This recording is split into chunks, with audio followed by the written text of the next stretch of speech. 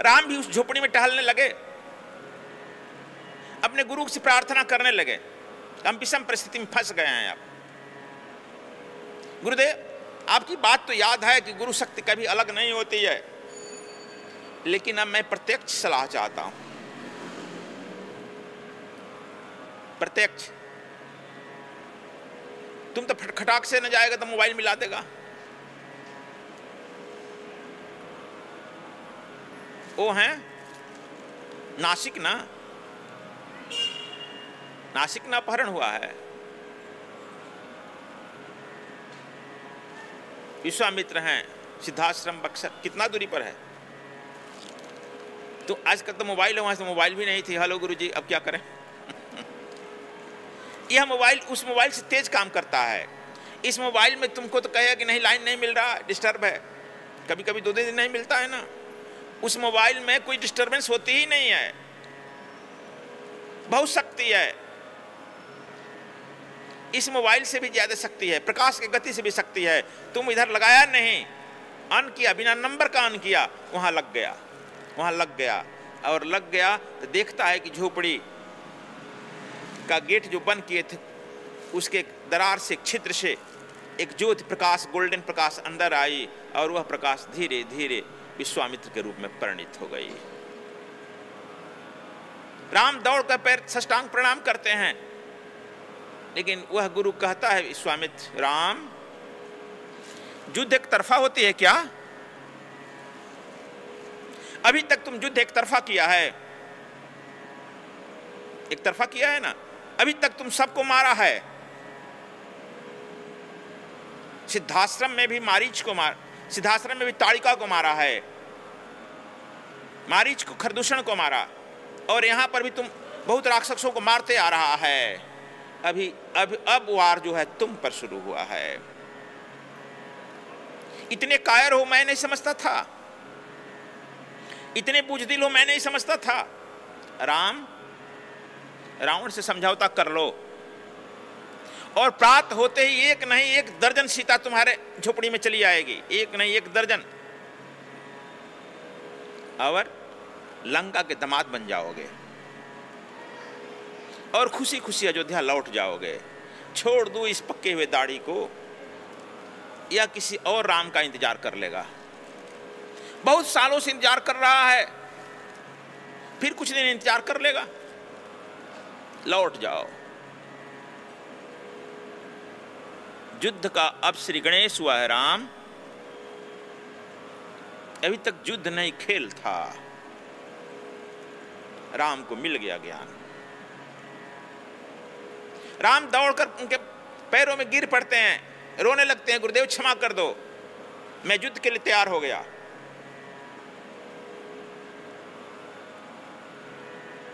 ठीक कह रहे हैं, अभी तक मैं खेल खेल रहा था, अब निर्णायक आसुरी शक्ति से निर्णायक युद्ध अब शुरू होगी। जानकी निर्णायक युद्ध के लिए चली गई, यही है बात ना गुरुदेव? कहा कि वो हाँ वत्स, वह निर्णायक युद्ध के लिए चली गई। क्या मैं उम्मीद करूं निर्णायक युद्ध तुमसे होगी, या मुझे और किसी राम का इंतजार करना पड़ेगा? कहा कि नहीं, ऐसा मत कहिए गुरुदेव, मुझे एक अवसर दीजिए पुनः। शिष्य अवसर मांग रहा है, यहां गुरुजी अवसर मांगते हैं, तुम लोगों से मांगते हैं ना। यहां शिष्य अवसर मांग रहा है, गुरुजी एक अवसर मुझे दीजिए, आगे निर्णायक युद्ध होगी। फिर देखते देखते हैं वह प्रकाश में परिवर्तित हुआ और वह गुरु अंतर्ध्यान। एक बार इसके बाद राम तो हर समय देखते हैं कि छाया की तरह मेरे गुरु ऊपर बने हुए हैं। युद्ध भूमि में, लंका में भी देख रहे हैं कि वह गुरु बने हुए हैं छाया की तरह।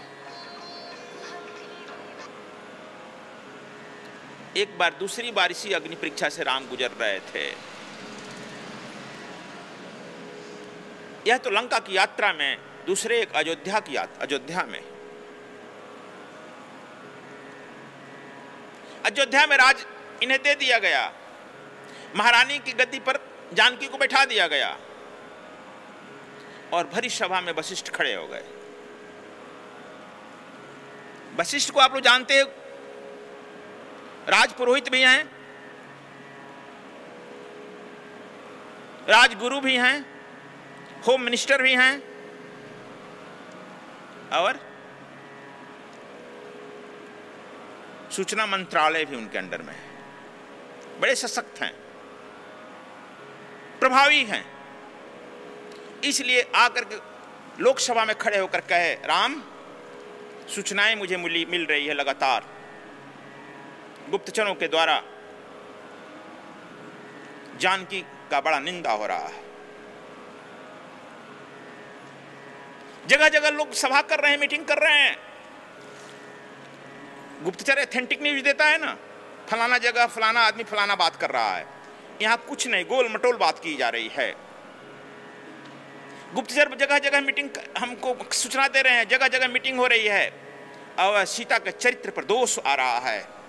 जो इतने दिन तक लंका में रही है, इसके चरित्र पर हम लोग क्या विश्वास करें। राम खड़ा होकर प्रत्युत्तर देते हैं, गुरुदेव, जानकी का अग्नि परीक्षण हो गया है। हुआ है ना। वशिष्ठ खड़ा होकर कहते हैं कि अग्नि परीक्षण कौन देखा है राम? तुम देखे हो, अयोध्या की जनता तो नहीं देखी है।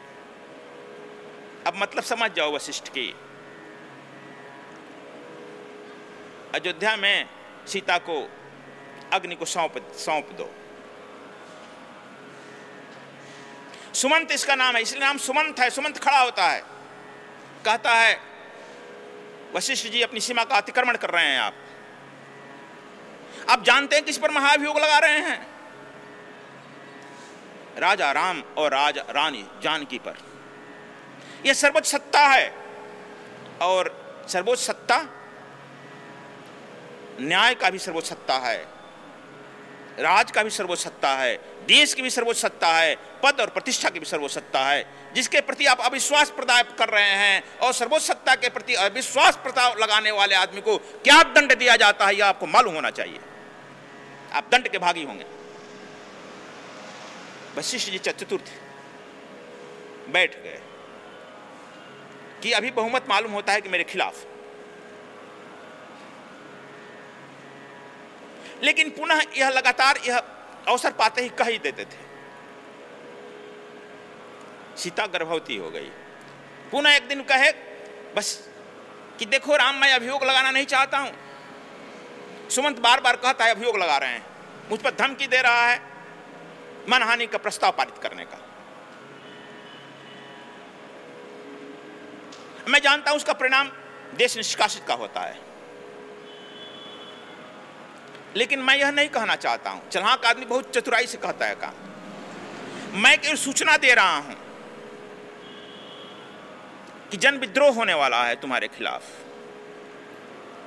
जानकी के चरित्र पर सब शंका की निगाह से देख रहा है।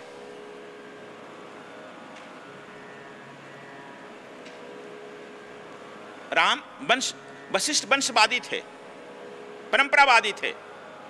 अभी भी इंग्लैंड के राजा में है, वही सूर्यवंश का ही है। इंग्लैंड के राजा लोग भी कहते हैं सूर्यवंशी।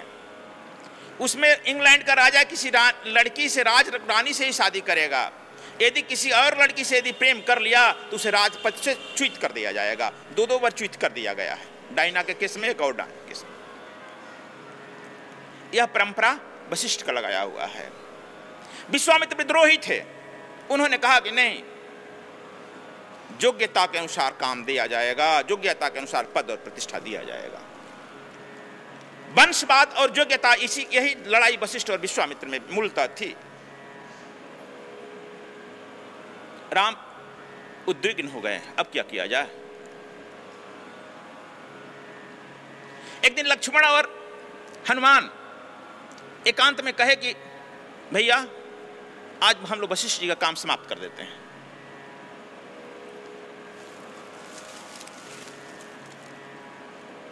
हनुमान जी जानते हो कितने भक्त थे, ब्लाइंड फॉलोअर। राम दुआरे तुम रखवारे, होत न आज्ञा बिन पैसारे। कहे कि एक गदा का है खेल। राम कहे कि तुम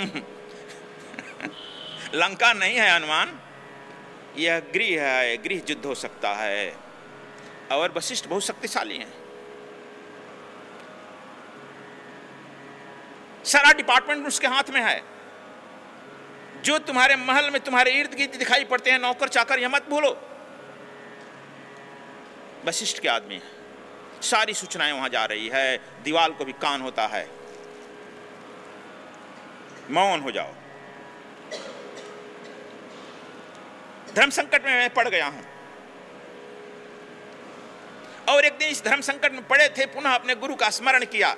इसलिए मैं तुम लोगों को कह रहा हूं, तुम लोग जब जब धर्म संकट में पड़ो तो यह मोबाइल फोन से मत वार्ताएं किया करो। तुम लोग अक्सर मोबाइल फोन करने लगता है फन, अरे गुरु जी, इसी कोई औचित्य नहीं है। उससे हो सकते हैं गुरु जी इरिटेट हो जाए और परमात्मा अनुकंपा तुम्हें न मिले। पुनः राम दूसरे बार अग्नि परीक्षा में भिड़ जाते हैं। अग्नि परीक्षा हो गई ना, ये राम की अग्नि परीक्षा है, वहां सीता की थी। राम का उत्तराधिकारी पल रहा है पेट में। यह राम जानते हैं, सीता जानती है, जानकी जानती है, दो ही आदमी जानता है। राजमहल में बैठे थे, तब तक से सूचना दिया विश्वामित्र दरवाजे पर खड़े हैं, मिलना चाहते हैं। राम चौंक गए, दौड़कर गए, साष्टांग प्रणाम किए। आइए गुरुदेव महल में। कहा कि तुम्हारे महल में तुम्हारे बाप के समय में एक बार तुम्हारे गद्दी पर बैठ गया हूं राम,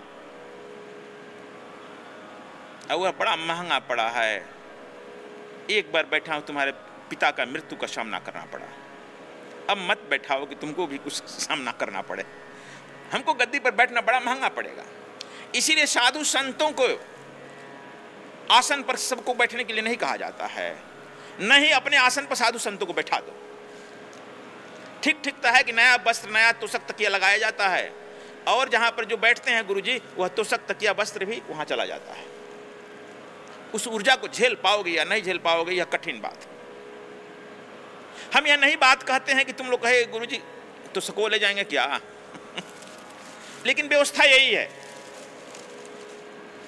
विश्वामित्र इंगित किए हैं, एक बार तुम्हारे पिता के गद्दी पर मैं आसीन हुआ था, तुम्हारा पिता झेल नहीं पाया। अब वह भूल मत करो राम, चलो मेरे साथ बात करो, दीवाल को भी कान होता है। चौंक गए गुरुजी आप, और देखो तुम्हारे यहां कान पशु पक्षी को हो गया है राम, तुम्हारे यहां कान तो पेड़ पौधों को भी कान हो गया है। कहा गजब गुरुजी, चलो मेरे साथ। और चलते चलते वाटिका में टहलते हुए बात करते हैं। कहे गुरुदेव चलिए जानकी के भवन में। कहे ना कान चारों तरफ फैला है। अब समझ गया सीबीआई सीआईडी की व्यवस्था। कहा कान चारों तरफ वशिष्ठ का फैला है, सर्वव्यापी है वशिष्ठ। और तुम्हारे जानकी के महल अछूता है, दीवाल में भी उसके कान है। चलो मैं बात, राम एक मेरे प्रश्न का उत्तर देगा। कहा भूसा समझता है, भूसा तूड़ा। यदि भूसे के ढेर में, तूड़े के ढेर में आग लग जाए तो क्या बूझता है? कहा तब गुरुजी? कहा कैसे बुझाएगा बोल? जब तूड़े के ढेर में आग लग जाए राम, तो उस पर बहुत बड़ा एक बर्फ का चट्टान रख दो, धीरे धीरे तूड़ा भी, भूसा भी आग पकड़ेगा, धुआं ऊपर जाएगा, और जैसे धुआं ऊपर जाएगा, धुआं के माध्यम से वह बर्फ भी धीरे धीरे गल करके वह धुएं के माध्यम से उस स्रोत पर आ जाएगा जहां अग्नि जल रही है, और धीरे धीरे बर्फ भी समाप्त हो जाएगा और अग्नि भी समाप्त हो जाएगी। राम उछल कर पैर पर पड़ गए। वाह गुरुजी गजब, आपने समस्या का समाधान दिया, लेकिन मैं क्या करूं? कहा अभी नहीं समझा, यह गृह में लगा हुआ आग है, और इस गृह में आग में घी की काम कर रही है तुम्हारी मां के कई। इसलिए इस आग को संभालना बड़ा कठोर है राम।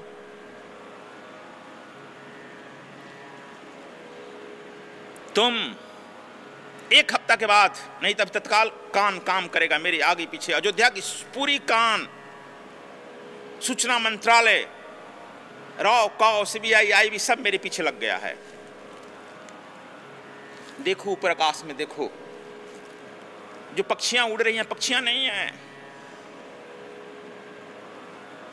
सब आंख हैं, कान हैं। लेकिन हम ऐसे ही बात करेंगे कि मेरी बात वहां तक न पहुंचे। मैं भी कभी राजा था राम, राजनीति जानता हूं, कूटनीति जानता हूं, और अब तो साथ साथ साधु नीति भी जानता हूं, धर्म नीति भी जानता हूं, दंड नीति भी जानता हूं। इसलिए मैं तुझे कह रहा हूं, मेरे जाने के 15 दिन के बाद सीता को निष्कासित कर दो लक्ष्मण के द्वारा। अरे गुरुदेव क्या कह रहे हैं, आपके आश्रम में भेज दूं? कहा फिर महाभूल। यह रावण भी जानता था कि सीता मेरी मानस पुत्री है। मैं कल कहा था नारद ब्रह्मा के मानस पुत्र हैं, वही कह रहे हैं यहाँ विश्वामित्र। रावण भी जानता था कि वह सीता मेरी मानस पुत्री है, इसलिए वो चाह करके भी हाथ नहीं डाल पाया कि यदि हाथ हम डाल देते हैं जानकी पर तो वहां से विश्वामित्र का एक दाढ़ी का बाल खसकेगा और लंका धुल कर जल जाएगी। और यह वशिष्ठ भी जानता है, तुम नहीं जानते हो। और मैं जानकी की पीड़ा को देख भी नहीं सकता हूं। मेरी मानस पुत्री है, मुझसे दूर रहे, अन्यथा उसके कष्ट को मैं नहीं देख सकता हूं। फिर सृष्टि में कुछ अनर्थ हो जाएगा, इसका भागी तुम बन जाओगे। एक बार तुम्हारे दादा त्रिशंकु को स्वर्ग भेजने के लिए मैंने सृष्टि में उलटफेर कर दिया था, भूल गया है? सत्यव्रत के पिता, सत्यव्रत हरिश्चंद्र के पिता थे, सत्यव्रत जिसका नाम त्रिशंकु भी था। कहा कि उनको स्वर्ग में भेजने के लिए मुझे पृथ्वी को उलट पुलट करना पड़ा था। फिर क्या जानकी के चलते उलट पुलट करना चाहते हो? मैं राम राज्य की स्थापना करना चाहता हूं, तुम उलट पुलट करना चाहते हो? इतने भोले बनोगे? ऐसे काम करो। मेरे ही शिष्य है वाल्मीकि, और बेटा राम, पूरा राम राज्य का संविधान उसे लिखवा दिया। इसलिए उस राम राज्य को चलाने वाला, उसका उत्तराधिकारी भी वही बनाएगा बेटा। इसलिए किसी तरह से वहां भेज दो, लेकिन यहां प्रचारित कर दो कि जानकी की हत्या कर दी गई। और चलते चलते बात हुआ, चलते चलते गेट से बाहर निकल गए। स्वामी कृष्णायन जी महाराज द्वारा अन्वेषित दिव्य गुप्त विज्ञान सीखने के लिए और स्वर योग साधना शिविर में सम्मिलित होने के लिए आप संपर्क कर सकते हैं। सद्गुरुधाम आश्रम मुख्यालय H243 कुंवर सिंह नगर, नीलोठी मोड़, नांगलोई, दिल्ली 110041। संपर्क सूत्र 011-283-61513, 09868886830, 09872999766।